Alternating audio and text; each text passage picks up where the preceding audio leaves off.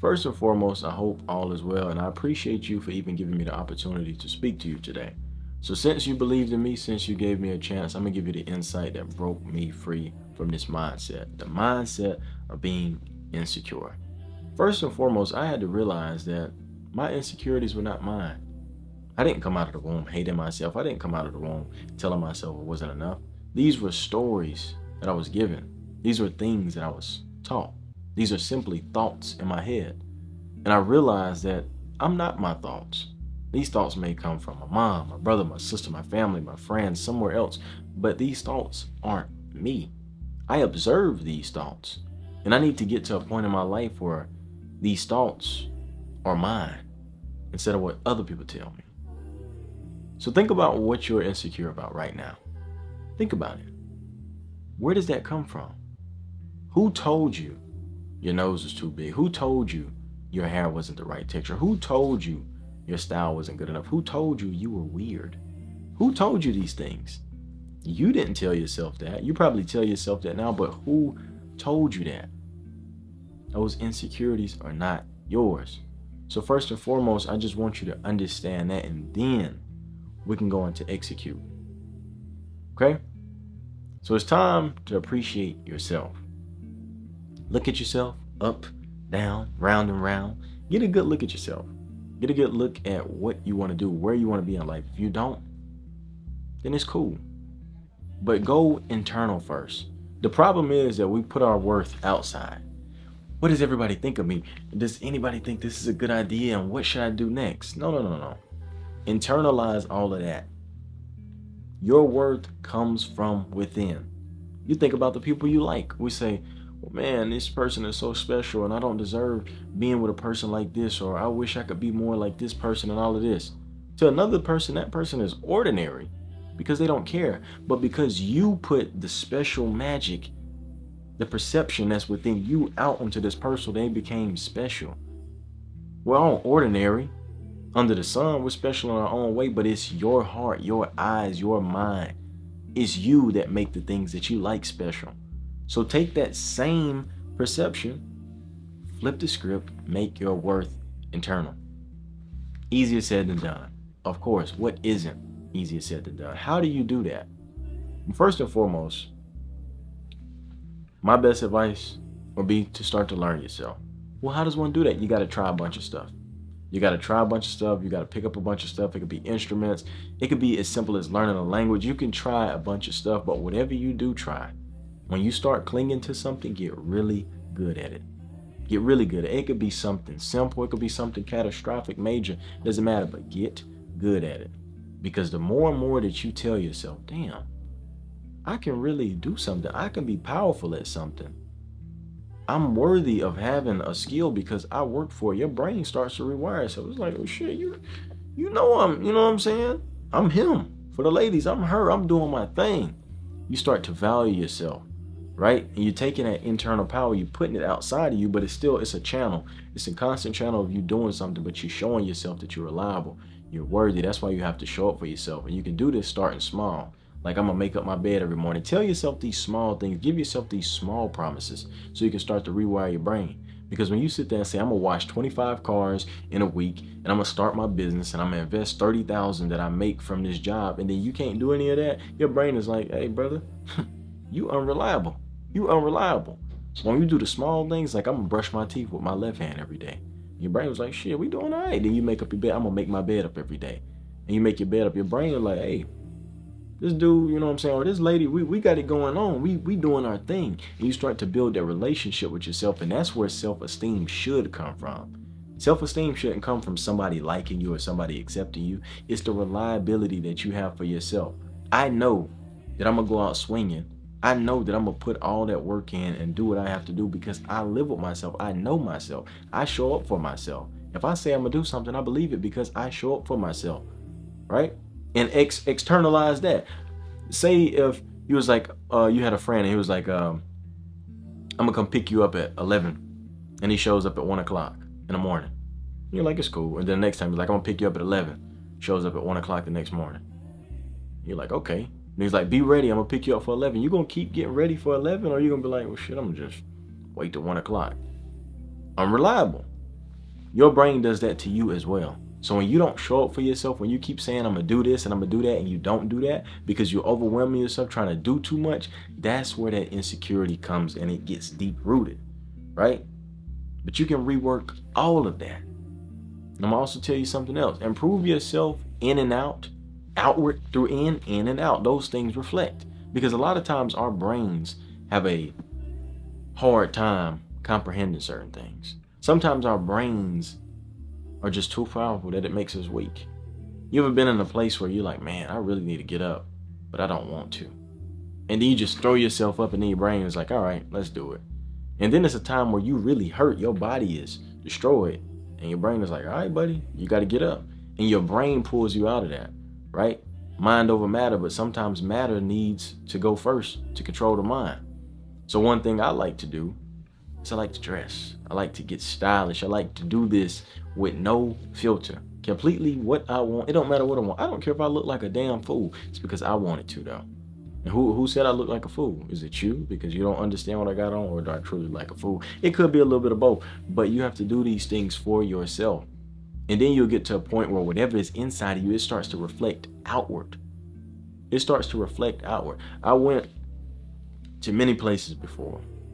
Went out, watch live music, go out to see art, see all these things. You would not believe how many people tell me about myself based on how I dress. And I'm not saying in a bad way. Of course, people gonna look, they're gonna say things, but people are like, man, you like music, or are you like, this type of person? Like, what are you into? Because the way you dress, it's like I can see you. And I just smile. I say, you know what? I appreciate that. I appreciate you for even telling me that. Because you know how many people think just like you do, and they actually see people, but they won't tell them. And that's why a lot of people still are insecure, even though you shouldn't need external validation and support to become fuller within. Do you know how many lives could be saved if people just voiced how they felt, voiced their opinions of positivity? When it's something negative, somebody always got something to say, right? But that's why it's important for you to bring it back home and do what you got to do. But that starts everywhere. That could start with something as simple as your hair, your wardrobe, your skin. Y'all know I'm going to always tell y'all about the skincare. Do you know how much more confident I got in myself when I started to take care of my skin, when I developed a skincare routine, when I started taking care of my diet and having a cleaner diet, and my skin started to clear up? And you don't need anything crazy. I told y'all what I use. And I told y'all what's more important than using skincare, your diet, what you put into your body. And if you're running into a situation where you're doing skincare and you're doing everything you need to do, then go get a consult, see what's going on with your skin. It could be your hormones or anything. But the skincare that I use, specifically the products, are simple. Tej Hanley. The link is in my bio. You already know. You can get 40% off on your first box. And if you sign up as a member, you get 20% off for life. And that's trusted. I'm not going to put anything in front of you that I don't use, but that's something simple. You don't even have to use that. You can use whatever you want, because not everything is for everybody, but that's what I use. Tried and true. You see the glam. You know what I'm saying? Have I not? Have I not shown you the proof? You know what I'm saying? But it's real simple, man. Very, very uncomplicated. And also, if you click the link in my bio, you can get the free manicure set or the silicone body scrubber. Because people be forgetting to scrub their body. Not with just your hands, or not just, you need something to exfoliate. We'll get into a video about exfoliation and how important it is for the glam of your skin. Because a lot of people, they might clean themselves, but they don't know how to clean. But I'm going to just, I'm going to mind my business on that one. But back to the basics. One piece of advice. If I could give you one to kind of sum all this up, something that, let's say maybe you just shouldn't forget. The root of unhappiness, the root of a lot of misery that we have in this world, especially with all the access, even with like the skincare, you got these people with these crazy routines. They running their face over with a car, putting an ice block on their face. They use 6 million products a morning. You're like, damn, I could never afford that. I'm broke, so I could never. All of that is fueled by one thing: comparison. The amount of access that we have to things that will fuel your insecurities it's scary. Honestly, it is. But the more you compare yourself to these people, the more you compare yourself to these people and their lifestyles, the more miserable you will be. And it is very dangerous. So if I could tell you one thing, I'm not just going to tell you stop comparing yourself. Comparison is a thief of joy, because it is, and you know that. But instead of comparing yourself, start creating. And if you are going to compare yourself to somebody, make sure that you have the intention to create. For example, instead of me opening Instagram and be like, damn, I'm worthless because I can't drive that Lamborghini. And that he's 3 years younger than me, but he's still driving a Lamborghini. No, sir. He got a Lamborghini right now. I don't, but I can get it. Because just like he's breathing and he got blood flowing through his veins and he put the work in to do it, I can do that too. If I choose to. That doesn't determine my worth. If I want that, then I have to go get that. You know how many people are miserable because they don't have supercars and they don't even like supercars? They just see people have them on Instagram and they think that's success. That's success to some. That's miserable to many. It's a big difference. So stop comparing yourself. Instead of comparing yourself, create. Try to create more than you consume. And that goes back into what I told you, getting good at something. Instead of you taking all this time to go down these rabbit holes and these black holes of emptiness, which hollows you out as well, start creating something, start doing something, start acquiring some skill. Because insecurity thrives in emptiness. It thrives. And it's inflated by that as well. But when you mute that, when you mute the people around you that, influence you to be insecure, when you mute those thoughts and everything that manifests that, that's where you start to bloom. And then you can look at yourself. You can look in the mirror and be like, damn, I like my knees. Maybe I like my toes. Maybe I like my ankle. I lead with I. When those thoughts, when those feelings lead with I feel this way, I like this, I dislike this, you're going in a good place, because what that is doing, which is probably the most important thing of all, is healing you from the root. Do not try to heal what you have going on within you from the surface. You can't. Because the way I think about it, insecurity is a plant. Like I mentioned to you earlier, insecurities, these things that we don't like about ourselves, the way we feel, these are things that are taught to us, consciously and subconsciously. Sometimes these messages are subliminal, however you want to put it, but it's planted within us. And can anybody tell me about a plant? Class? Plants have roots. And the thing about a plant, a lot of plants, you can clip the branches or you can clip the stems off them. You can do all this stuff. But if you don't get rid of that root, you don't get rid of that plant. You think about grass. I'm going to go outside, I'm going to mow this grass. You get on your mower, you know what I'm saying, got the zero-turn mower. You mow the grass. And if somebody's like, yo, you ain't gonna never have to cut your grass again. You like, who the hell taught you about grass? I gotta cut this again in a week or two. They're like, well, why is that? Because I'm not unrooting the grass, I'm just chopping the top off of it. And I'm like, damn, that makes sense. So it just keep growing, you're just trimming it. So think about your insecurities the same way. When you're just doing certain things to heal, you're just trimming those insecurities. When you placing things in your life to make you feel better, like the people who get rich and go buy a supercar and then they sit it in and cry because they notice that it don't fill a hole within them. That's all you're doing. You're just cutting the grasses of your insecurities. But then you come to realize, you're like, you know what? Let's go back to childhood. Who taught me to feel this way? Who taught me to do this? Who taught me to think this way? Dig to the deepest depths of your soul and confront the scariest parts about yourself. Whatever it is that makes you feel uneasy, whatever it is that is not you, confront it. Confront all of it. But don't fear it, because you give power to all of this. All of it. You give power to all of it. Confront it at the deepest depth and dig it up. Dig it up and get rid of it. Develop your own truth. Develop your own definition of love for you. And understand that it's going to be scary. It's going to hurt. It's going to be painful. But it's going to make you grow. And sometimes you falling down and breaking is everything you need. You know what I'm saying? Maybe you didn't fall down. Maybe you fell together. You know what I'm saying? So that's what I would say in totality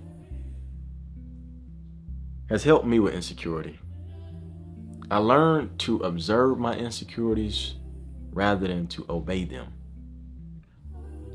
Because now that I look back on it, and I'm only 21, when I look back on it, I feel bad for the past me. It truly breaks my heart. I'm at peace with it now, but it breaks my heart that I felt the way that I did about myself.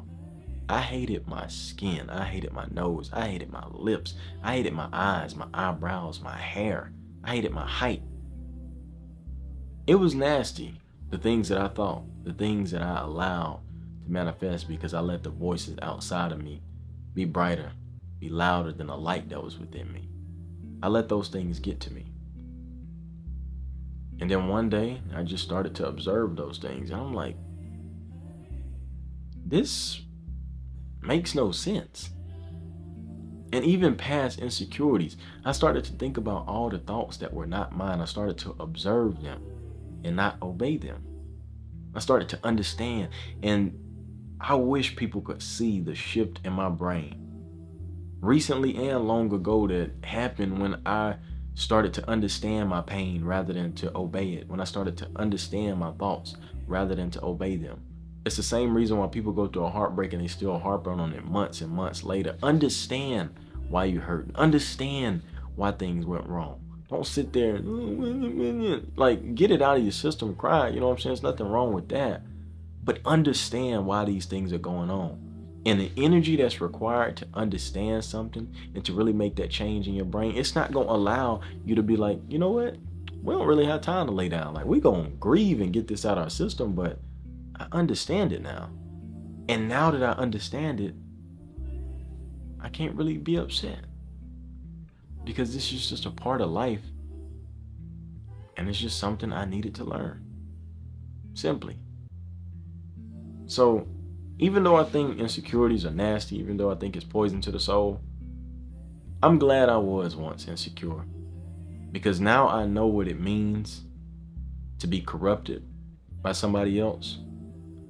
And now I know what it means to love myself truthfully for who I am. And now that I love myself for who I am and what I do, and I use things outside of me even to influence the worth that I have within myself, I feel a lot better about who I am. And the people that like me for who I am, I value them a lot more. Rather than me trying to fit in with somebody. Because what is that? Somebody falls in love with you for who you think, for who they think you were. Somebody falls in love with you for who they think you were. Only for you to reveal who you are and they not like it. That's nasty. As hell. As helly hell. See what I'm saying? So, yeah.